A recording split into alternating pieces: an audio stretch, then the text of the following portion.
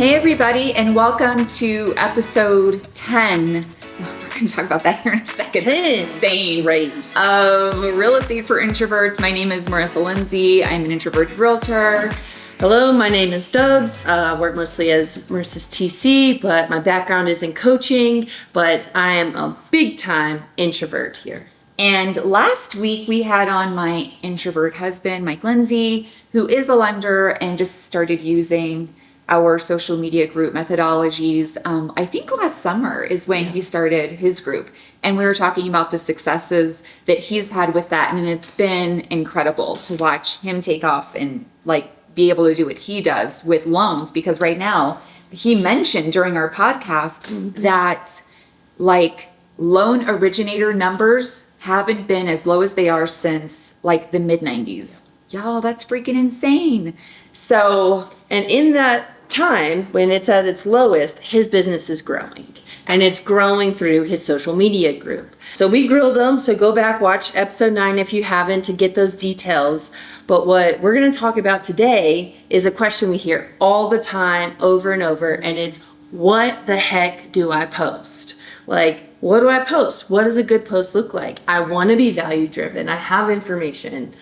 How do I do that? How do I say that? Mm-hmm. And so last week we talked about Mike being super informative, very information driven. Mm-hmm. But I'm really excited about this podcast because I think this is one of Marisa's talents that it's hard to teach. And that's why people want to see what you post so much. Yeah. Some of our best performing posts on Real Estate for Introverts are screenshots just of literally what you post. Mm-hmm. And it's because people, they get the concepts, but tangibly, what does that look like? How do I craft a post and not sound like some cheesy realtor? Okay, so I learned a lot of this when I was in recruiting for the Army. So I was a marketing officer back in my previous life and worked for a recruiting battalion. And so I ran our social media. So I ran our Facebook. Mm-hmm. And in that, I think there I had to learn what's going to work. I discovered there that people do not like graphics unless you had a story to go with it. Or it had to be, if you're going to make a graphic, it had to be somebody from the organization had to be on the graphic. Yeah. Because they need to see somebody that they knew. And then it becomes a relational post versus an informational post, like a talking ads. And so there, I kind of learned that if people can see the story, what's happening, the people that were joining the Army, they needed to see what their journey was like in going to MEPS, raising their right hands, going through basic, and then their tech school, and what that all looked like. If I could find a way to tell that story, then number one, it highlights one of our members, right? It highlights one of our service members. And then that service member and their family shares that because they're very proud of their soldier. Mm-hmm. And then the people that are considering joining, especially those who are not from a military family, I am 5th generation military. So I knew for the most part, what to expect. My dad, I'd been raised in the military. My grandfathers were both in the military. But for those who didn't understand what it was like to serve in the armed forces, it's very scary. So when I would write out these stories, they could put themselves in the story and it becomes less scary. And then they're able to have conversations about joining. And so then when I came here and I was in real estate, I used that same exact tactic where I am creating all kinds of different posts. I have the ones where my clients go under contract, and that's where I related it to the Army, where I was talking about their story as well. That way other potential clients had a chance to input themselves into that story where the client is the hero. That post had nothing to do with me. It was, almost like a movie. We entered the crazy Colorado Springs housing market. And then we didn't get the offer accepted, but then they found an even better house, and then we got that one accepted, and it was $10,000 under list price. And then like hero, like the client saves the day, they got the house, you know, in the movie it's they got the girl, and then like you just tie it up. Okay. And you almost follow like a movie storyline. Okay, she's saying this like it's so easy. Just write it like it's a movie. And that's because whether she's gotten the reps in or this is something that she sees the world, it's like, okay, tell a story. And then I go to type a post and I'm like, did a third grader write this? What's going on? Or I see other people try to replicate it and I'm like, no, I'm bored already. Like, so there's something magic about what you do in your posts. It's not just a story. Okay, so I'm reading this book right now. Oh, what is it called? Something about building a story brand, I think. It's by Donald Miller. And I'm at the very end of it right now. I think I have like 30 minutes left in my audiobook. Nice. But I did tell the team that they have to read it because it's validating everything that I've been talking about. And so even in this book, he talks about how small businesses or businesses in general are not telling the story of their clients the right way. And then he equates it to a movie. And he's like, think about it. Every good movie follows this plot. Yeah. Like this is what every single one of them look like.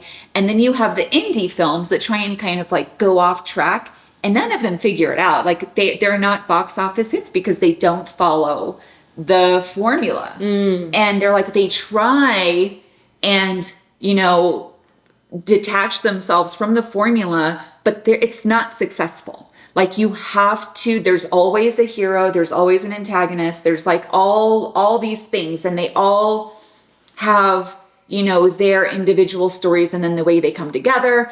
But as far as a business owner goes, you make your clients the hero, whatever you can do. Yeah. And it's not about you, it's about the client. And I just happen to be doing that, and it really does work. Like people really, really love that. Tell us about when you first got started, why you got into real estate, because I think that was an underlying theme in your early on post that you really got right with this aspect. Okay. So shitty real estate experiences. Right.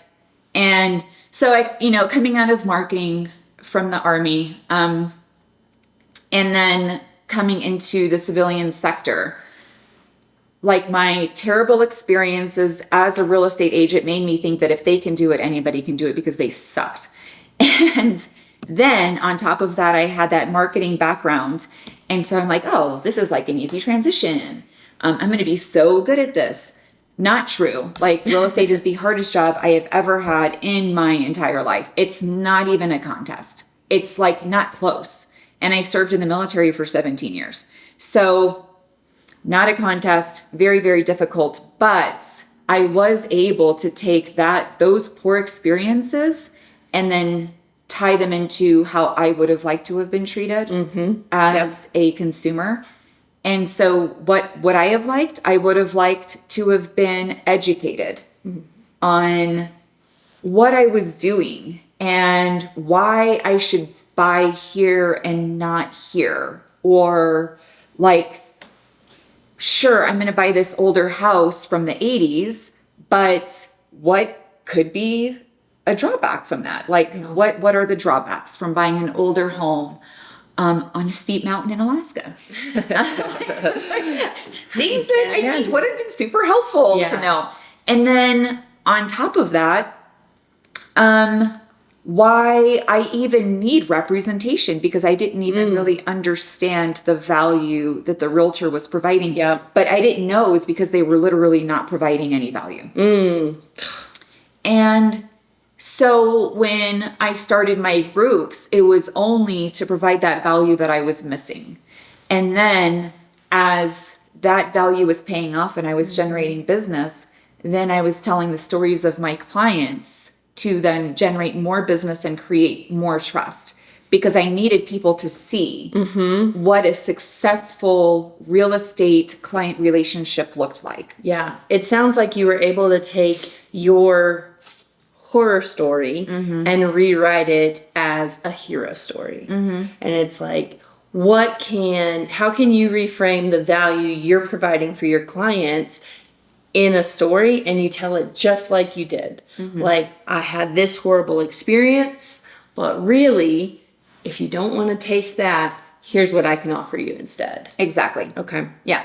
And so, of course, not all of my posts, especially at the beginning, they had nothing to do with these hero client stories at all. They were me trying to build relationships with people who were strangers in these communities.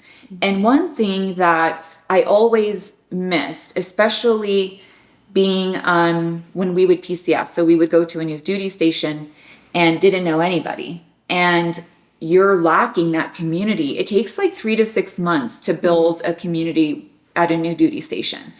And that's very hard. It's because even though I've done it so many times, every time I go somewhere new for the first 1 to 3 months, it's just very sad. You know, the first 30 days, it's excitement. You're like, woohoo, somewhere new.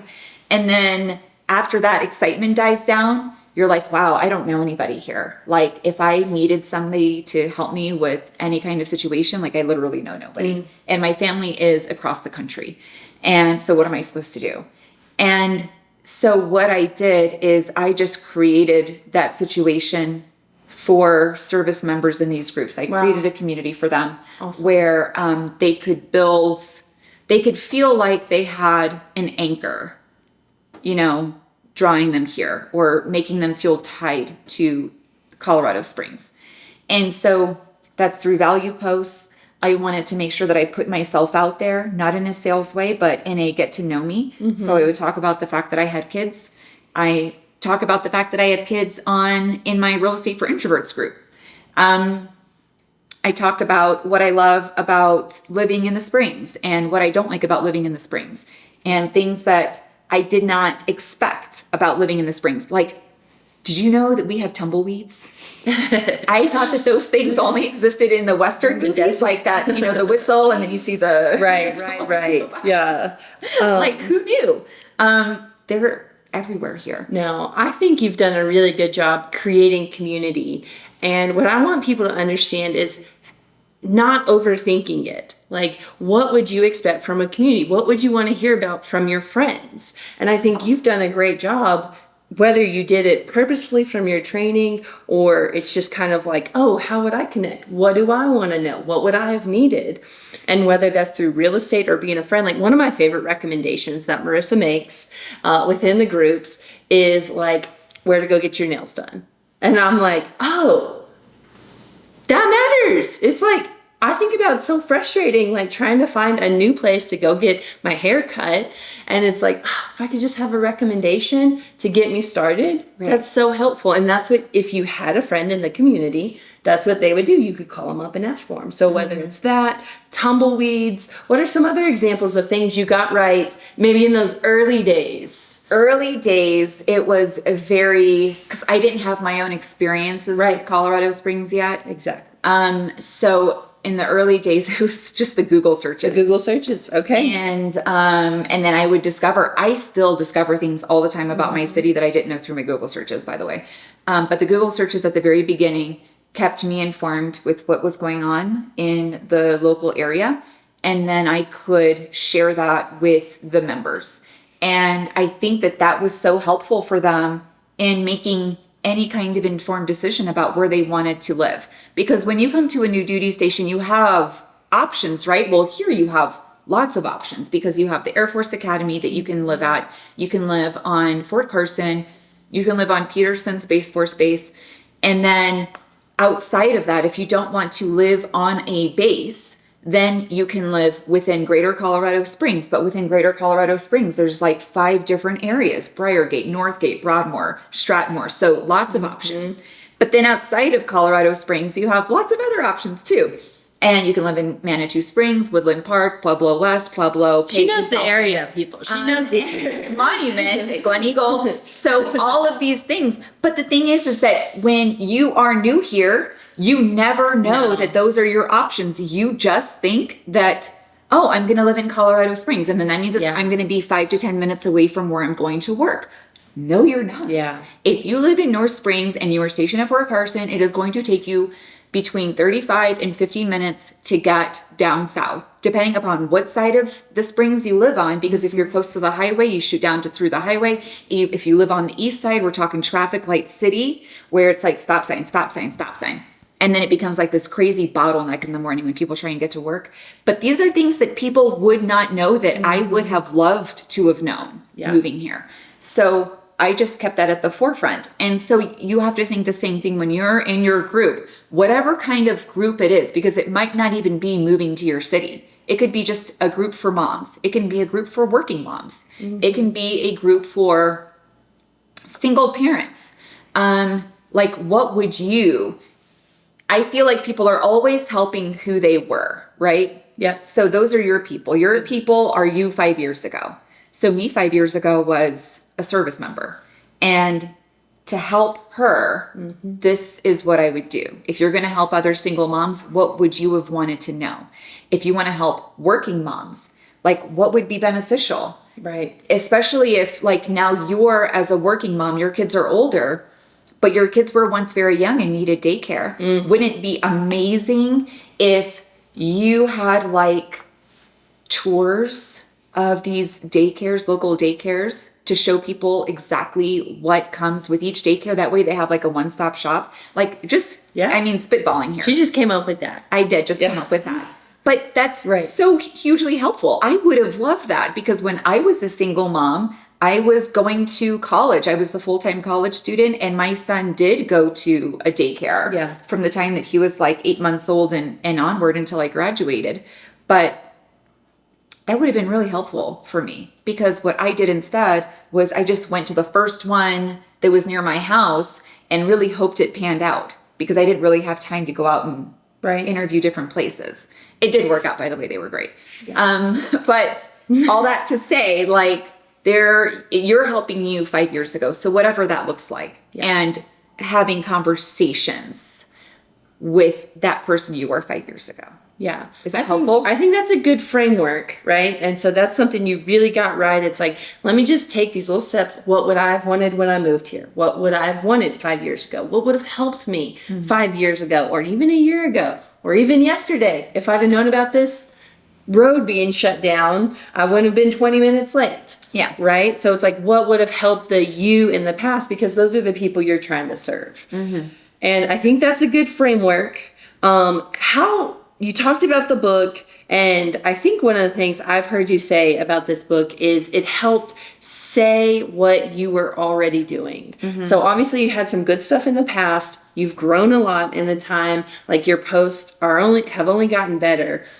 How has it put to words what you were doing? What are some of the things it's kind of named? I mean, the whole storyline really helped, making sure that the focus is not you, it's the clients. I see this too, where people get very excited about what they offer. And so then they list everything they offer on a post. And it's too much, you guys. Like one thing at a time, like digestible bites, right? So you want to give people digestible bite-sized pieces of information. Okay. Yeah. And they say that that's like a big thing, though, especially small business owners. A big thing or a big mistake that they make is trying to over inundate people with information on what they provide. And I think that our team does a really good job of not doing that. And we stay pretty focused. I've heard a good metaphor for describing that, just bite-sized information, even though the bite is a metaphor. But it's like if you're talking to somebody, you're handing them a bowling ball with each piece of information. So you give them a bowling ball, and that's one piece of information. They can hold that okay. You can even give them a second bowling ball, and they're holding it, and that's okay. But if you try to give them a third bowling ball, it's all crashing down. That's too much. Yeah. And so that's helpful, thinking about just a good thing to keep in mind of like, hand them the one bowling ball, give them a good one, keep them coming back for more. Right. And another thing that they talk about too in this book is that you need to focus on the problem that you're solving for that group of people, regardless of what kind of salesperson you are, what kind of business you provide. The focus has to stay with the exact problem that you are providing a solution for, and then you create your posts around that. So for us, because I come from service member background, I'm very, very protective over service members. Overly protective of service members and their families. And so the idea that service members consistently get scammed by salespeople because they have to force trust when they PCS to a new duty station is kind of the tone that I write my posts in. So it's like providing that value, but then also saying like, I am the solution to not getting scammed, right? I am the solution to actually getting good service, because I feel like a lot of people see service members as a layup when it comes to real estate. Yeah. They have to buy a house, so we don't have to treat them well because they're going to buy one anyway. And so making sure that you are focused on the problem you're solving. And so because I've done a lot of these things kind of naturally, I do love the fact that this book really does put into words what I have been doing. So I've been having my team, like my real estate team, I'm like, you guys have to go out and read this book. I think it was like the first day that I started reading it, or listening to it, because I listened to it on Audible. I'm like, you have to get this book. They are talking about exactly what I do, except they're doing a much better job of explaining it, because I just do it. And sometimes when you just do it, it's hard to put that into direction. Yeah. No, I've really enjoyed watching you take these steps forward. One of the things I saw it click, because she's been trying to convey this to our team, like, and teach the agents how to post. And it's like, sometimes they'll post and it's just like, okay, it sounds like Marisa wrote that post, and it's just a totally different agent. It's weird. It's like a little disconcerting, like, because it's not you, it's them. Yeah. And so one day she did this really cool activity. She sat down with a couple of our team and took their posts that they had and rewrote them. And I was just working off on a different desk, and I heard them just like be like, oh my God, that's what I was trying to say.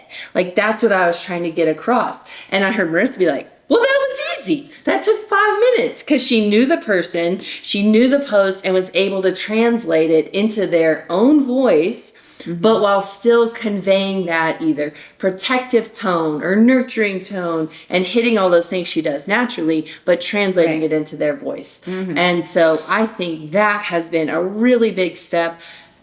Just being able to translate it, even if it's not like step 1, step 2, step 3, step 4, because it is one of those things you kind of got to see for yourself. You have to see, to get it right. Yeah. And so what I did for them is that I basically made them templates in their voice, and then they use that template to create their own posts now.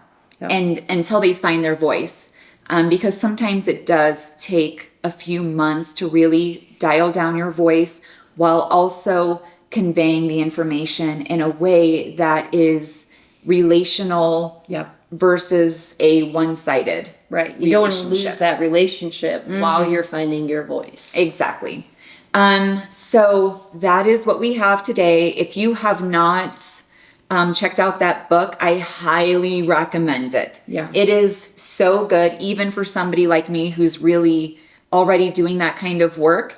It's fantastic in making sure that you're focused on your business, and then also focused on providing that solution to your client, whatever business you're in. Yeah, and just a couple tangible offers. Like, if you think, like Marisa coming up with that idea of what to offer as value, you want to spitball that with her. I've seen her do it in our Mindset Mondays, totally free. If you want a one-on-one with her, like, she's starting to open up her services, and even rewriting posts. Like, these are things we are doing to provide value within the group, but also for you one-on-one. So we're going to list out those services. We're going to have them available for you, because it's a shortcut. Go read the book, go post, go do the things, and you can learn it on your own. But if you want to shortcut your way to building that relationship, use her expertise, use the time she's put in, and, provide the value right now today. Yeah, I promise you, I'm really good at what I do. It's true. Thanks for joining us. Bye, We'll see everybody. you next week.